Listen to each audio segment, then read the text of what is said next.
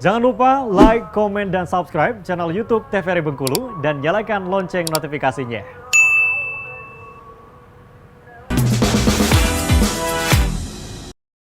Dengan tema kita hari ini, Coffee Street, bersama dengan orang yang tepat tentunya, bersama dengan Bang Alexander Aresta Putra. Halo Bang. Halo, Mbak. Gimana kabarnya hari ini? Alhamdulillah baik. Alhamdulillah baik. Semangat gak sih? Semangat dong. Semangat dong. Semangat. Pagi-pagi udah ada cup kopi nangkring di sini ya.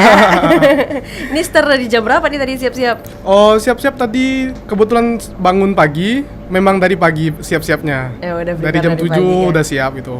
Emang biasanya sehari-harinya memang juga dari pagi gitu ya? Tapi ada penekanan ya?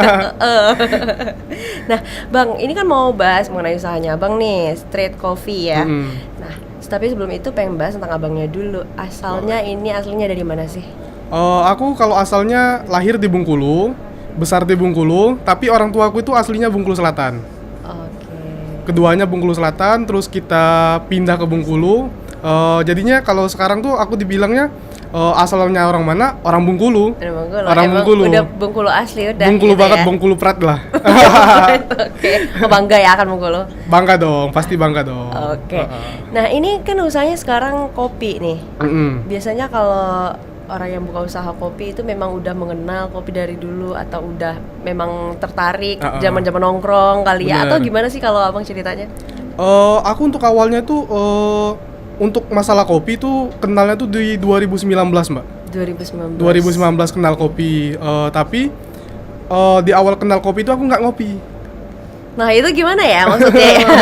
Diluruskan dulu, kenal kopi tapi nggak ngopi. Awalnya itu kan aku kan sempat kuliah. Kuliah di salah satu daerah lah gitu kan, Mbak. Nyambi-nyambi pengen cari kerja nih. Kerja apa yang bisa yang fleksibel lah gitu kan. Kuliah aku tetap jalan. Aku juga tetap kerja gitu, Mbak. Nah, adalah temen nawarin mau nggak jadi barista gitu, barista di coffee shop gitu kan, Mbak. Aku bilang kan mau aja sih sebenarnya, tapi aku orangnya nggak ngopi, bener-bener nggak ngopi gitu loh, Mbak. Sedikit pun nggak? Nggak ngopi, bener-bener nggak ngopi. Nggak ngopi atau nggak bisa ngopi? Nggak aja, nggak mau enggak. aja. Dulu tuh nggak tahu, nggak ada feel gitu loh, Mbak. Ngopi ini enaknya apa sih? Nggak tahu enaknya ngopi itu apa gitu. Terus berjalan waktu sekitar 3 atau 4 bulan, udah jadi barista nih, udah bisa bikin kopi gitu kan, Mbak. Udah bisa bikin manualan tapi nggak ngopi. Disindir nih sama temen-temen nih pasti yang main ke tempat kerja gitu kan, Mbak. Gimana nih Mas katanya kan, kamu bikin kopi tapi kamu nggak tahu loh yang kamu bikin ini bener apa enggak gitu ya kan. Oh iya ya, kepikiran kan, Mbak. Ya sudah, dari situ nyobalah ngopi dikit-dikit kopi susu gitu kan, Mbak. Nyoba kopi susu, baru ke manualan kayak V60 gitu kan, Mbak. Japanese. Di situ sebenarnya awal tuh masih apa ya, kalau kata orang tuh sakit perut gitu loh, Mbak. Pas baru minum. Karena nggak ngopi sama sekali sebelumnya. Bener, nggak ngopi sama sekali. Kalau kopi susu masih bisa lah nerima gitu kan, Mbak, perutnya kan. Oh, malah aman kalau kopi susu? Masih aman karena kan banyak campuran. Banyak susunya. Banyak susu, ada simple sirupnya gitu kan, Mbak. Nah, di manualan ini yang lumayan PR nih. Perutnya sakit gitu loh, Mbak. Pas misal nih minum di jam kerja kan jam 4 nih. Minum manualannya di jam 7. Nah, selama jam 7 sampai jam 12 itu perutnya tuh kerasanya sakit banget gitu. Padahal nyoba doang? Nyobanya ya kayak 1 gelas kecil lah gitu. Nyoba gitu. Mulai berasa sakit perut, terus kelamaan malah suka sampai sekarang. Lama-lama cocok gitu ya, nggak lama-lama cocok. Dibiasain aja atau gimana sih? Kayaknya iya, Mbak, faktor kebiasaan mungkin. Walaupun sakit perut dicobain lagi. Dicoba lagi gitu. Tapi unik ya, maksudnya buat kopi nih, tapi nggak dicobain. Iya, buat kopi tapi nggak dicobain. PD-nya itu karena ngikutin SOP aja. Udah ada gitu ya. Udah ada SOP-nya, karena kan kalau kayak kita bikin kopi itu kan, Mbak, ada takaran lah gitu kan, ada ditimbang kopinya berapa gram, susu berapa gram gitu kan, Mbak. Nah, PD aja. PD aja gitu kan. Udah bener ini, karena kan kita kan bener-bener ngikutin SOP-nya gitu kan, Mbak. Takarannya sesuai gitu. Jadi karena udah ngikutin itu ya, jadi ya udah nggak harus dicicipin juga sebenarnya. Bener. Gitu. Tapi kan berpengaruh nggak sih, Bang, kalau misalnya kayak beans-nya udah terlalu lama, katanya ada batas 2 bulan seperti itu memang seperti itu ya? Kalau kayak beans itu sebenarnya itu lama mbak, masa berlakunya tuh lama. Setahun itu sebenarnya masih bisa digunain, tetapi harus penyimpanan yang bener. Oh gitu. Kayak kalau misalnya kita simpen, kita baru beli beans nih, baru nih disimpan dalam wadah. Nah di wadah ini harus kedap Ya. nggak boleh masuk udara gitu kan mbak. Kalau masuk udara nanti dia tuh apek. Oh. Kopinya jadi apek gitu. Nah, kalau yang kayak gitu memang udah dipelajari semua waktu abang jadi barista itu, atau ada lagi studi di luar itu? Oh, kalau kayak gitu di luar sih mbak. Oh, okay. Kalau semisal di lingkungan kerja, di lingkup kerja, itu ya udah obrolannya tentang kerjaan aja, cuman sebatas SOP itu aja. Oh, jadi cuma itu aja, udah dipakemkan semuanya? Bener. Tapi kalau kita mau explore, ya kita harus explore sendiri. Dan itu abang explore sendiri? Sendiri. Berapa lama sih waktu itu kerja di sana? Oh, kerja di sana cukup lama sih mbak. Kemungkinan aku di sana 2 tahun ada. Oh oke, yang awalnya nggak ngopi sama Yang sekali awalnya nggak ya? ngopi sama sekali. Sampai sekarang tiap hari kayaknya? Tiap hari sih mbak. Nggak mungkin nggak Tiap hari. Nah itu kan udah muncul nih ketertarikan akan kopi. Nah setelah muncul itu kepikiran untuk tahu lebih berarti tentang kopi. Itu gimana tuh bang ceritanya? Setelah dikerja, apa belajarnya waktu sambilan kerja atau udah memutuskan untuk resign? Kalau untuk pengen lebihnya itu di COVID aku mbak. Di sesudah COVID di 2022 akhir lah gitu.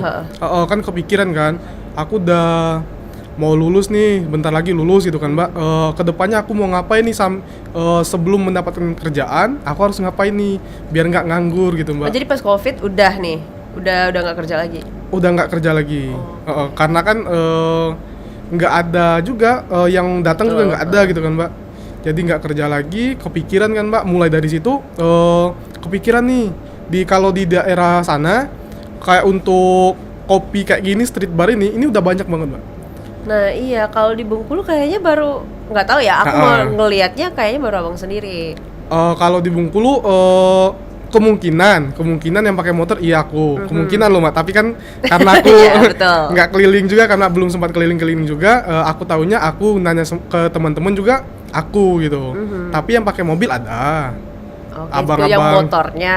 Kalau yang motornya aku, tapi kalau yang mobil itu ada. Abang-abang senior kan ada 2 kalau nggak salah. Oh begitu. Oke.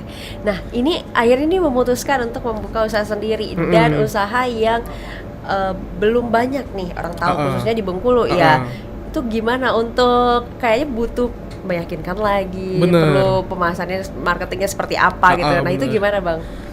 Kalau untuk meyakinkan diri, sebenarnya aku nih kan aku pulang tahun kemarin nih mbak. Aku baru pulang tahun kemarin, akhir tahun lah. Di Desember itu aku konsepnya motoran. Jadi kan di atas motor ada box gitu mbak. Nah box itu aku udah bikin dari Desember. Desember aku udah bikin box. Terus karena belum yakin, boxnya diem aja. Cuman diem beberapa bulan, 3 bulan. Lama juga ya didiamkan lama, ya? Mbak, lama. 3 bulan didiemin. Terus ngelihat nih semakin ada lagi, panas lagi. Karena aku mikirnya gini mbak, kopi kita Robusta, Bengkulu ini terkenal banget gitu loh mbak. Orang-orang pada suka gitu kan mbak. Sayang banget nih kalau nggak dicoba pakai street bar manual gini. Makanya kepikiran situ. Terus ada motivasi lagi lah dari teman-teman. Alhamdulillah teman-teman support semua gitu mbak. Dikasih semangat. Makanya baru berjalan kemarin. Ini baru mau jalan 2 bulan 3 bulan lah ini. Begitu. Ini udah jalan 3 bulan, 2-3 bulan. Iya 2-3 bulan. Terhitung baru ya. Terhitung baru. Dan itu masih ngerasain kayak sulitnya gitu nggak sih? Bener banget mbak, sulit banget. Yang seperti apa itu biasanya? Sulit banget itu gimana ya? Gini mbak, karena kan di Bengkulu yang kopi street bar gini kan masih sedikit. Dan temen-temen ya nggak ngomong orang lain lah, temen-temenku juga, maaf ngomong banget nih, mereka tuh masih penikmat kopi saset gitu loh mbak. Oh iya. Masih penikmat kopi saset itu. Karena di samping itu lebih murah kali ya. Bener, anak-anak sekolah juga kan, ya bener, budget mereka cuma ada segitu. Uang jajan sekolah berapa sih gitu mbak. Cuman ya bener, cuman bisanya ya ke kopi saset gitu mbak. Gitu. Ya apa tuh tantangannya di situ paling. Untuk bersaing dengan produk kopi saset itu ya. Bener banget. tantangannya di situ. Tantangannya di situ. Dan perlu lebih meyakinkan lagi nih kayaknya ya. Wah, ini yang dipakai harganya nggak 2.000. Makanya seperti itu Iya, ya Bang bener ya. banget. Nah, ini sekarang udah ada berapa menu Bang? Untuk menu aku kopi itu ada latte, cappuccino, gula aren, ada pakai ini simple sirup ada 2, jenis kopi susunya ada 5, terus ada manual brew-nya, aku manual brew tuh ada 3, pakai sistem ada metode V60, Vietnam drip, sama biasa itu tubruk. Oh, tuh bro. Sama kayak meal base tuh aku tetap ada. Karena temen-temen itu kan nggak semuanya ngopi, Betul. kayak cewek-cewek juga gitu kan Mbak, pasti sukanya yang susu-susu gitu, seperti itu. Oh begitu. Nah kayak gini ya salah satu contoh alat Iya, manual ya. bener. Ini V60. Ini P60. Oke. Nah itu katanya nih kalau V60 yang manual brew lah, itu beda tangan katanya beda rasa. Bener nggak sih kayak gitu? Bener sih Mbak, beda tangan, beda rasa, beda tempat, beda SOP. Oh iya bener. Ya. Karena kan misal nih sama-sama di tempat A sama tempat B, SOP-nya sama-sama pakai beans-nya 10 gram misal Mbak. Oke. Cara nyeduhnya juga kan mereka berbeda gitu. Itu berpengaruh banget ya cara nyeduhnya itu kerasa? Setahu aku loh Mbak, tapi kan aku kan nggak terlalu expert banget gitu Mbak. Setahu aku ya bener berpengaruh. Mereka kan ada ini apa tuh muter gitu Mbak, muter dari luar, muter dari tengah gitu. Ada kayak zigzag, itu berpengaruh. Oh begitu. Ya, Sama bener. kayak suhu juga mempengaruhi. Oh suhu, makanya itu ada ini ya Ada suhu termometer ya. suhunya.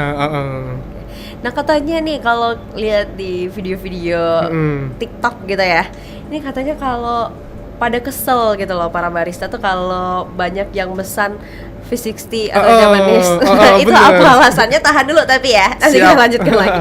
Untuk pemirsa jangan kemana-mana, tetaplah bersama kami di Opini Obrolan Pas di sini.